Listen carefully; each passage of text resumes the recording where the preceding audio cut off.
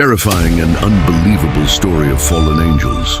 Before there was Noah's flood, before giants walked the earth crushing forests beneath their feet, before mankind learned to forge swords, paint their faces, or rid the stars for omens, there was a night when heaven itself broke a promise it made to God. 200 angels stood at the edge of the sky, looking down at the daughters of men.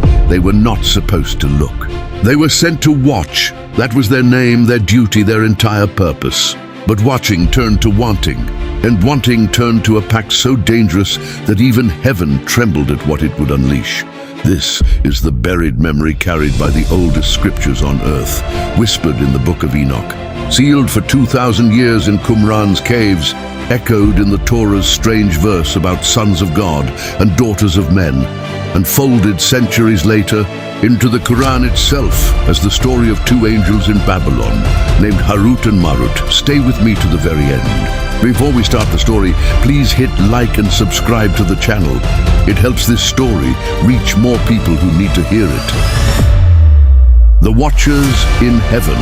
In the earliest age of the world, heaven was layered, filled with ranks of angels, each with a station, a task, a fixed place in the order God had set. Among them stood a class of beings the old texts called the Watchers, herein, those who never sleep. Their duty was to observe creation from above, to report what they witnessed, and never to interfere with what was not theirs. For an age, they kept their post faithfully, looking down on a humanity flawed, quarrelsome, mortal, but alive with a hunger and a warmth no untested spirit could fully understand. It is said the angels grew to believe that given bodies and passions of their own, they could rule more righteously than mortals ever had. Pride, dressed as virtue, was the first crack in the wall. The oath on Mount Hermon, when mankind had multiplied across the earth and daughters were born to them, beautiful and full of grace, the Watchers, the sons of heaven, looked upon them and were consumed with desire. They said to one another, "Come, let us choose wives for ourselves from among the daughters of men."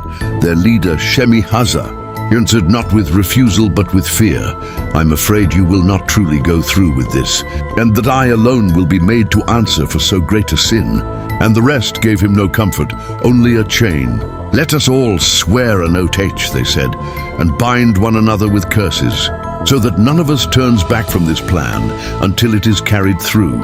200 angels descended together onto the summit of a mountain in the north, in the days of Jared, and sealed the pact there with a mutual curse, which is why that peak took the name Hermon, the place of the ban, forever marking where heaven's law was broken on purpose by consensus, with nothing left to chance. 20 of the 200 are remembered by name as commanders of the rest. Shemi-Hazza first among them, and after him Arachiel, Ramiel, Kokabiel, Tamiel, Ramiel, Daniel, Ezekiel, Barachiel, Asael, Armaros, Batariel, Ananel, Zachiel, Zamsapiel, Setariel, Turiel, Yomiel, and Sariel. Each led a portion of the 200 down from the mountain, and none of them turned back. The marriages and the stolen arts, each of the 200. The old chronicle insists, chose a wife for himself and began to defile himself with her. Not a single symbolic union, but a mass and deliberate abandonment of their post. It was a forbidden marriage twice over. Forbidden because heaven and earth were never meant to share a bed. And forbidden because it defied the order that had placed angels above mortal desire in the first place. And it did not stop at marriage.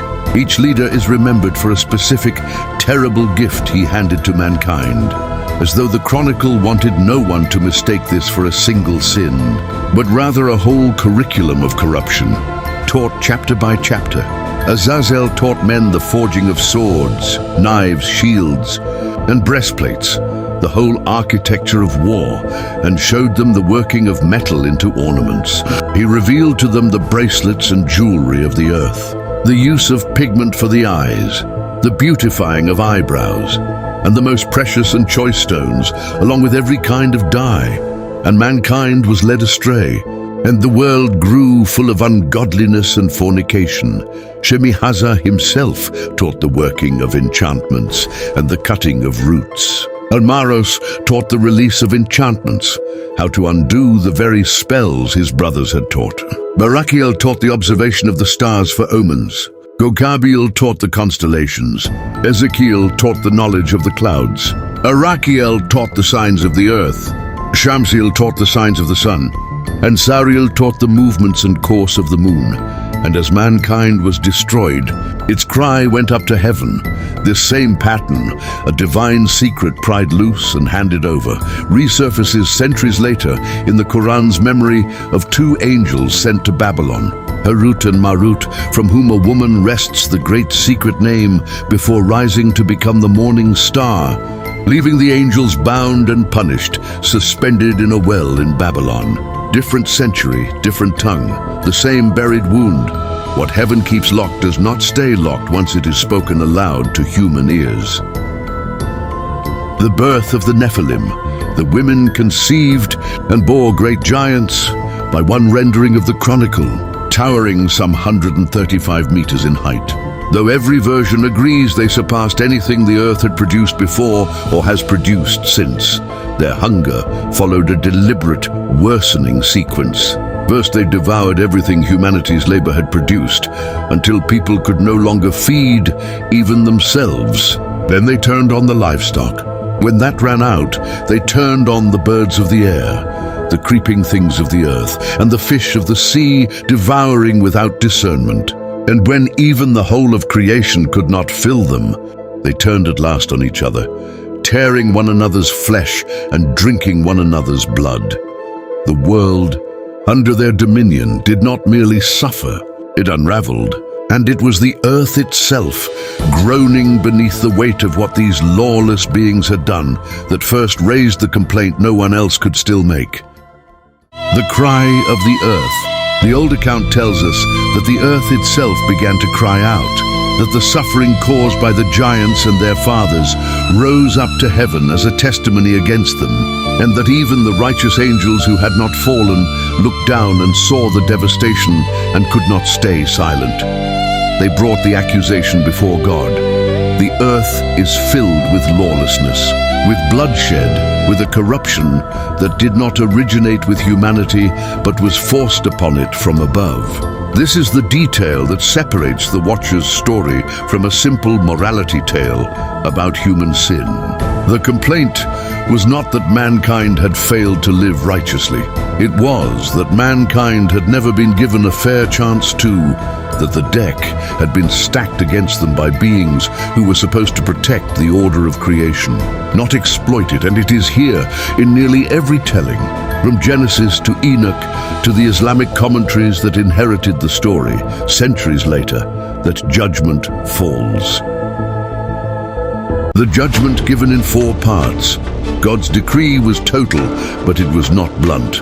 It was precise, deliberate, and carried out in 4 distinct strokes, each entrusted to a different archangel, as though even divine wrath required a division of labor to be done properly. Raphael was sent first to seize Azazel, the boldest among the Watchers, the one most associated with the forging of weapons and the teaching of forbidden arts, and to bind him in a desolate ravine called Dudael, whose very name means the place of confinement. There Azazel was sealed beneath jagged stones, in darkness, to await a final judgment still to come. It is a detail that echoes strangely forward through Scripture. Centuries later, on the Day of Atonement, a goat bearing the sins of the people would be sent out into the wilderness to a place bearing that same name. A ritual of banishment that seems, deliberately or not, to recall the very first banishment of all. Michael was sent next, to imprison Shemihaza and the rest of the 200 Watchers, chaining them beneath the earth for 70 generations, an imprisonment so long that by the time it was due to end, entire civilizations the Watchers might once have recognized would have already risen, flourished and turned to dust. Gabriel was sent among the Nephilim themselves, and his task was perhaps the cruelest by design. not to destroy the giants directly, but to incite them to destroy each other, brother against brother, giant against giant, until the very violence that had made them so terrible became the instrument of their own extinction. And Uriel was sent last, not to punish but to warn, traveling ahead of everything that was coming to find one righteous man, Noah, and to tell him plainly what judgment was approaching, so that something of the world worth saving might still survive it. The giants' bodies perished in that reckoning, but their spirits, born of an immortal father and a mortal mother, belonging fully to neither realm, could not be destroyed, and could not be received back into heaven either.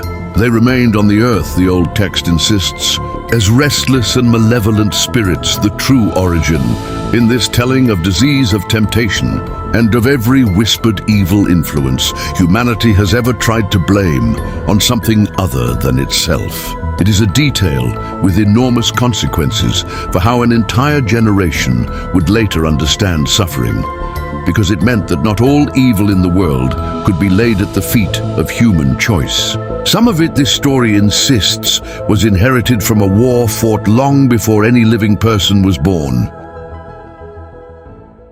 The promise of what would come after. Once the sentence was passed, a promise followed it. A vision of what the earth would become once it was finally clean. Every kind of pleasant tree would be planted, and vines, and the vines that were planted would yield wine in abundance. Every seed sown would yield 1,000-fold, and every measure of olives would produce 10 measures of oil.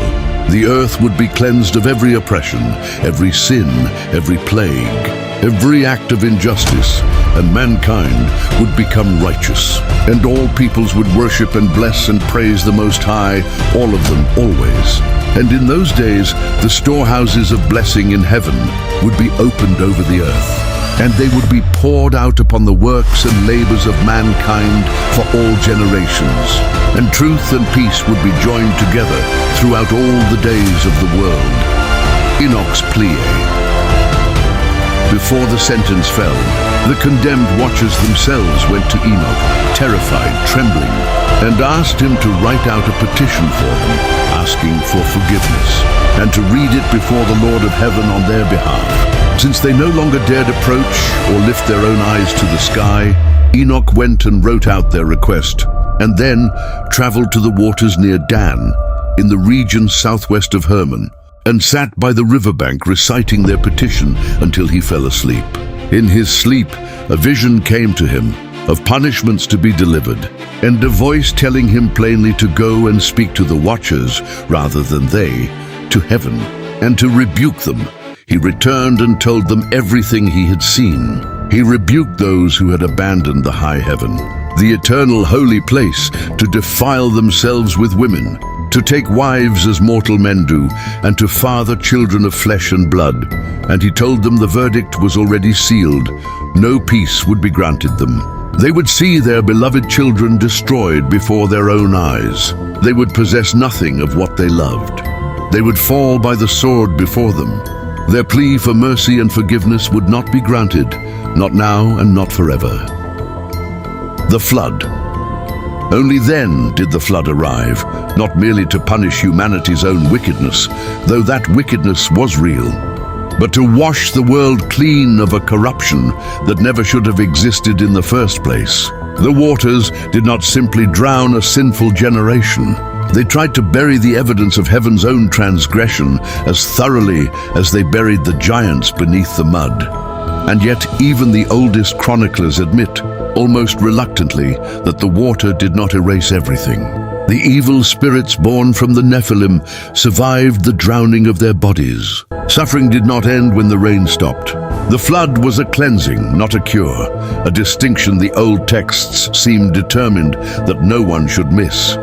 Only one family survived to carry the memory forward, and with it, the warning contained inside that memory passed from mouth to mouth, scroll to scroll, scripture to scripture, until it reached the very words being spoken now.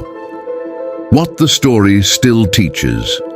Strip away the mountain, the crystal palace, and the flood, and what remains is a warning aimed less at